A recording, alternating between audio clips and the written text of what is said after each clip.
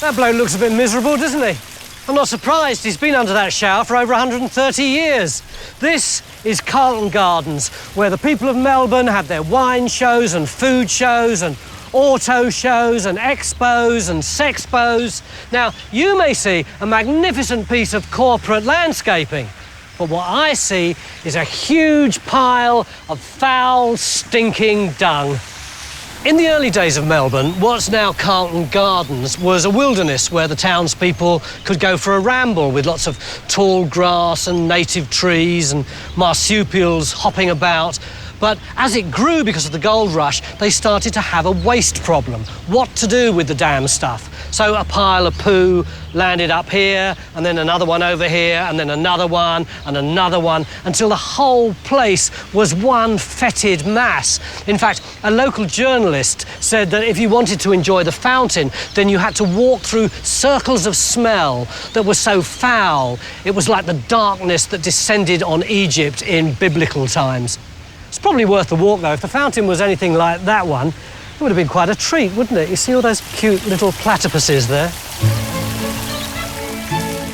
Our first stop today is that grand old lady right behind the fountain.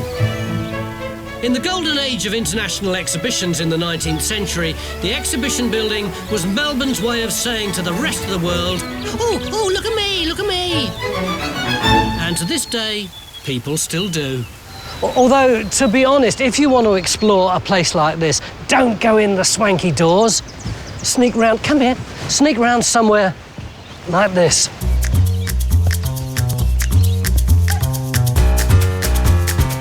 The bowels of the building are home to Melbourne Museum's paleontology collection. I could look at some old bones and fossils, but I prefer to dig up some scientific dirt. Rob, 150 years ago, this was a sea of spite, wasn't it? It certainly was. There was a huge fight going on between two characters, Wilhelm Blandowski, the government zoologist, and Frederick McCoy, who was already director of the museum. Blandowski, an ambitious Darwinist, coveted McCoy's job. But McCoy, a committed creationist, had powerful allies within the Royal Society. So Blandowski resorted to scientific name-calling. So how do these fish fit into the story? Well, Blandowski went to the River Murray-Darling and he identified, amongst other things, 19 fish, and he named them after members of the Royal Society. And they were impressed with that. They weren't too happy when they started to read the descriptions of the fish, however. What kind of descriptions were they? Well, this one here, who he named after the current president, Bleasdale, he described it as living in the mud at the bottom of the river, and that was interpreted as describing the president as basically a slimy bottom dweller. The Mayor of Melbourne, Richard Eads, also copped a serve. His namesake fish was low-browed, big-gutted and spiny. But when Blandowski published his scientific paper, the Royal Society had the last laugh. This volume here shows what the council decided to do.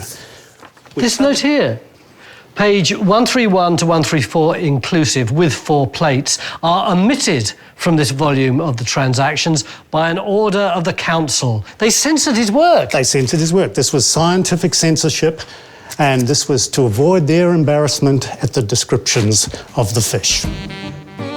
Blandowski's career was effectively finished, all thanks to a couple of ugly fish. What I really find sad is that though McCoy had this glittering career, Blandowski ended up dying insane in a mental institution. Still, on.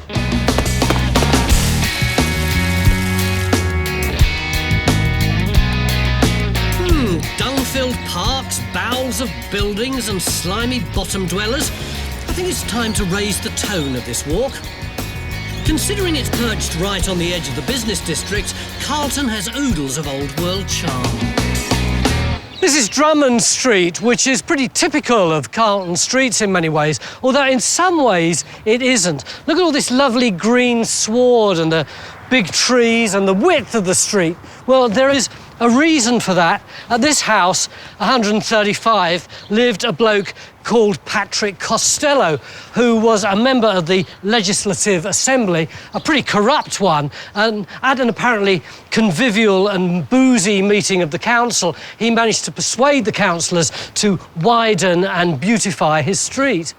And if you're wondering about the surname of that dodgy politician, Costello, he was actually the great-great-grandfather of the federal treasurer in the Howard years, Peter Costello,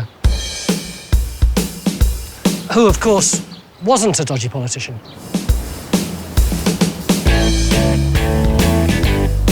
Fortunately, the Pollies, dodgy or otherwise, have made sure that much of Carlton's 19th century charm hasn't been lost.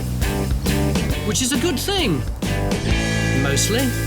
Pretty little terrace there, pretty terrace there, pretty terrace there, vulgar lump of huge monstrosity there. It is quite disgusting, isn't it? It's called Benvenuta, and it was built by a family of gun makers and arms dealers who made their fortune selling their weapons on the gold fields. It's got to be, what, 15 tons of marble and all these little curly bits. I don't want to be a snob, but it's new money, isn't it? No taste, no style. Unlike your modern-day arms dealers.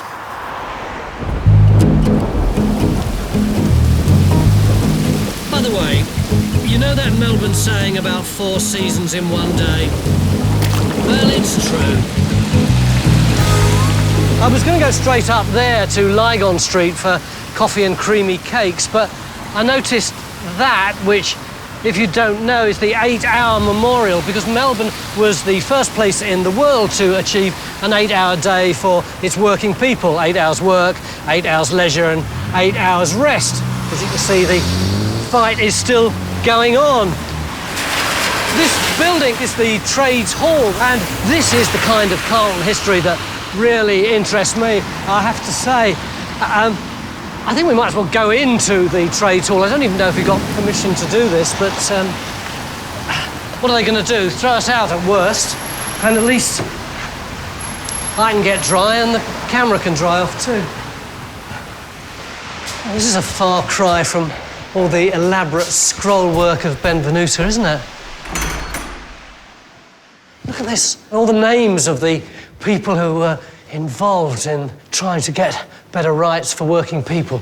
All their names recorded in this beautiful golden scroll work. You can imagine them all pacing up and down in their cloth caps, their dark coats, their lots and lots of facial hair, of course. And yes, when you get to the big stairway, this is a tribute to the pioneers of the 8-hour day. See how many of them were masons? James Dalgetty, Jephthah Freeman. There were so many masons involved in that particular struggle. They were turbulent times for these working-class warriors. Fighting for political and social equality, we take for granted. But some union battles weren't quite so noble.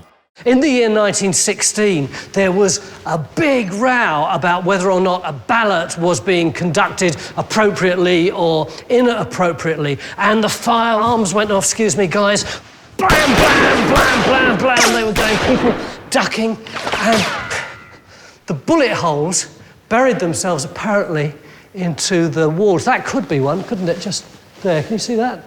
I mean, that might just be a hole where someone pinned up a poster, but we're going to say it's a bullet hole. Blam, blam, blam.